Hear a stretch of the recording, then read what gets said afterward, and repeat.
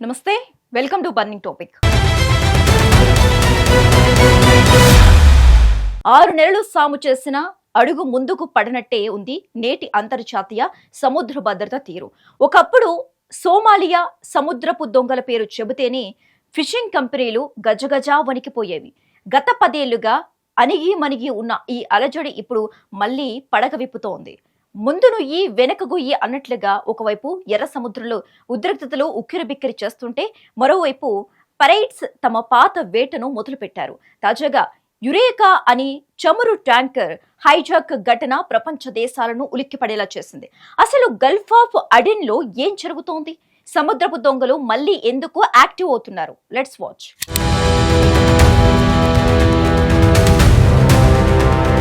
అంతర్జాతీయ సముద్ర జలాల్లో అలల సవ్వడి కంటే ఇప్పుడు ఆయుధాల చప్పుడే ఎక్కువగా వినిపిస్తోంది. నిన్నటి వరకు ప్రశాంతంగా ఉన్న సముద్ర మార్గాల్లో పైరేట్లు మళ్లీ పడగ విప్పడం ప్రపంచ దేశాలను వణికిస్తోంది. తాజా ఘటనలో గల్ఫ్ ఆఫ్ అడెన్ సమీపంలో యురేకా అనే చమురు ట్యాంకర్ను గుర్తు తెలియని దుండగులు హైజాక్ చేయడం సంచలనంగా మారింది. యోమెన్ తీరానికి సమీపంలో ప్రయాణిస్తున్న ఈ భారీ నౌకను సాయుధ బృందాలు మెరుపు వేగంతో తమ ఆధీనంలోకి తీసుకున్నాయి. నవ్వేవాళ్ల ముందు జారినా పర్వాలేదు కాని ఏడ్చేవాళ్ల ముందు జారకూడదు అన్నట్లుగా ఈ అరాచక శక్తులు నౌకలోని సిబ్బందిని భయభ్రాంతులకు గురిచేస్తున్నాయి. యోమెన్ కోస్ట్ గార్డ్ ఈ హైజాక్ వార్తను అధికారికంగా ధృవీకరించడంతో నౌకాయాన సంస్థలు ఒక్కసారిగా ఉలిక్కిపడ్డాయి. షబ్వా ప్రావిన్ సమీపంలో నౌకలోకి చొరబడిన దుండగులు దానిని సోమాలియా తీరం వైపు మళ్లించినట్లు ప్రాథమిక సమాచారం అందుతోంది.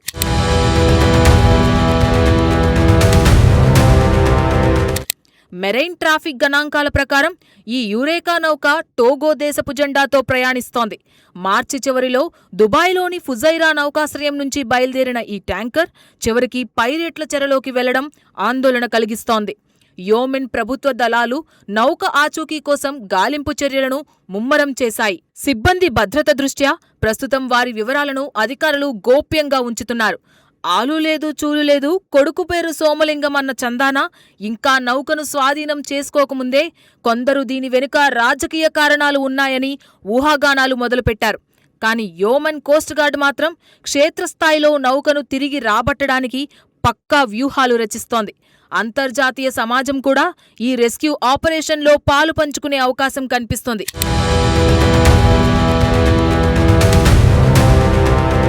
ఒకప్పుడు అంటే 2011 కాలంలో సోమాలియా తీరం అంటేనే షిప్పింగ్ సంస్థలకు వెన్నులో వణుకు పుట్టేది. అప్పట్లో వందలాది దాడులు జరుగుతుండడంతో అంతర్జాతీయ నౌకాదళాలు గట్టి కాపలా కాశాయి. ఆ గస్తీ దెబ్బకు భయపడి కొన్నాళ్లు పైరేట్లు తమ కార్యకలాపాలను పూర్తిగా నిలిపివేశారు. కాని ఇప్పుడు మళ్లీ పరిస్థితులు మొదటికి వచ్చినట్లు కనిపిస్తున్నాయి. గోడకు పెట్టిన సున్నం తిన్న అన్నం ఊరికే పోవు అన్నట్లుగా ఆ పాత అలవాట్లు పైరేట్లను మళ్లీ నేరాల బాట పట్టిస్తున్నాయి. గత కొద్ది వారాలుగా గల్ఫ్ ఆఫ్ అడెన్ ప్రాంతంలో దాడుల సంఖ్య గణనీయంగా పెరగడం గమనార్హం. కేవలం ఏప్రిల్ నెలలోనే 3 దాడులు జరగడం చూస్తుంటే సముద్ర దొంగలు పక్కా ప్లాన్తో రంగంలోకి దిగినట్లు అర్థమవుతోంది.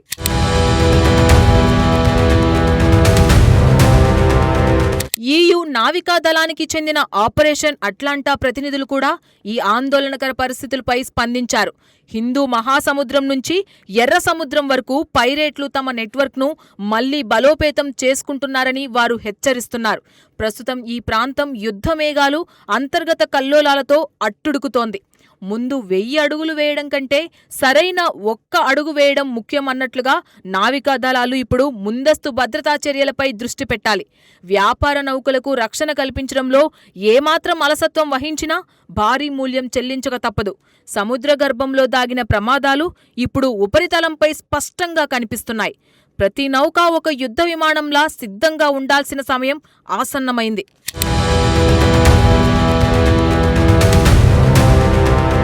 ప్రాంతీయ ఉద్రిక్తతలు ఈ పైరసీ పెరగడానికి ఒక ప్రధాన కారణమని విశ్లేషకులు భావిస్తున్నారు.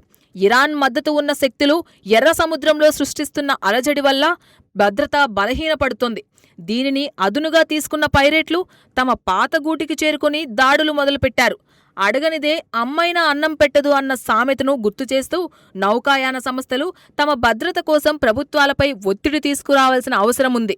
వాణిజ్య మార్గాల్లో రక్షణ లేకపోతే ప్రపంచ ఆర్థిక వ్యవస్థ కుప్పకూలే ప్రమాదం పొంచి ఉంది. అందుకే అంతర్జాతీయ సమాజం సమైక్యంగా పోరాడాల్సిన అవసరం ఇప్పుడు ఎంతైనా ఉంది. ఈ ఉద్రిక్తతలు సద్దుమణిగే వరకు నౌకల ప్రయాణం కత్తిమీద సాములానే ఉంటుంది.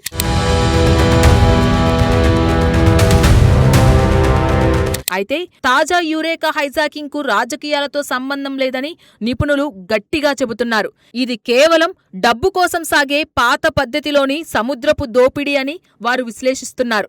సోమాలియాలోని పుంట్లాండ్ ప్రాంతం నుండి ఒక కొత్త పైరేట్ ముఠా పుట్టుకొచ్చిందని సమాచారం.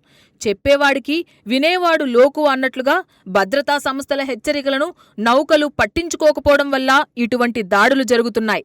కొత్త ముఠాలు సరికొత్త ఆయుధాలతో సముద్రంలో వేట మొదలుపెట్టాయి. చమురు ట్యాంకర్లను హైజాక్ చేసి భారీగా సొమ్ము వసూలు చేయడమే వీరి ప్రధాన లక్ష్యంగా కనిపిస్తోంది. పాత నేరగాళ్లు కొత్త ముసుగులో రావడం తీర ప్రాంతాల్లో కలకలం రేపుతోంది.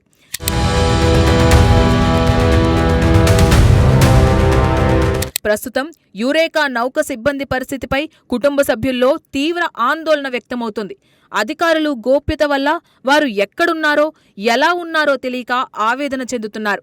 యోమెన్ ప్రభుత్వం మాత్రం అంతర్జాతీయ నావికా దళాలతో నిరంతరం సమన్వయం చేసుకుంటుంది. పైరసీ పూర్తి స్థాయిలో విస్తరించకముందే దీనిని అణిచివేయాలని ప్రపంచ దేశాలు భావిస్తున్నాయి. సోమాలియా తీరం వైపు మళ్లించిన నౌకను సముద్రం మధ్యలోనే అడ్డుకోవాలని కోస్ట్ గార్డ్ వ్యూహాలు రచిస్తోంది. ప్రతి నిమిషం ఎంతో కీలకం కావడంతో ఆపరేషన్ వేగవంతం చేశారు. ఈ హైజాక్ ఒక హెచ్చరిక లాంటిదని, దీనిని తేలిగ్గా తీసుకోకూడదని నిపుణులు సూచిస్తున్నారు.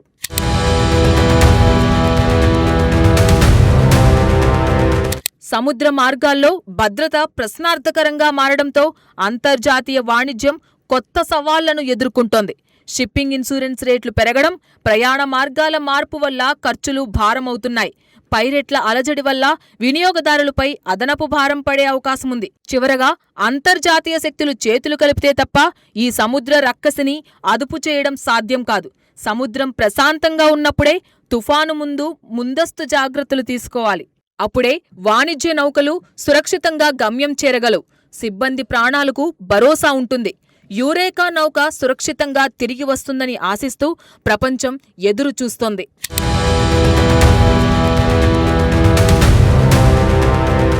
పైరసీ మళ్లీ మహమ్మారిలా విస్తరించకముందే ప్రపంచ దేశాలు మేల్కోవాలి. లేదంటే సముద్ర మార్గాల ద్వారా జరిగే వాణిజ్యం ఖరీదైపోతుంది.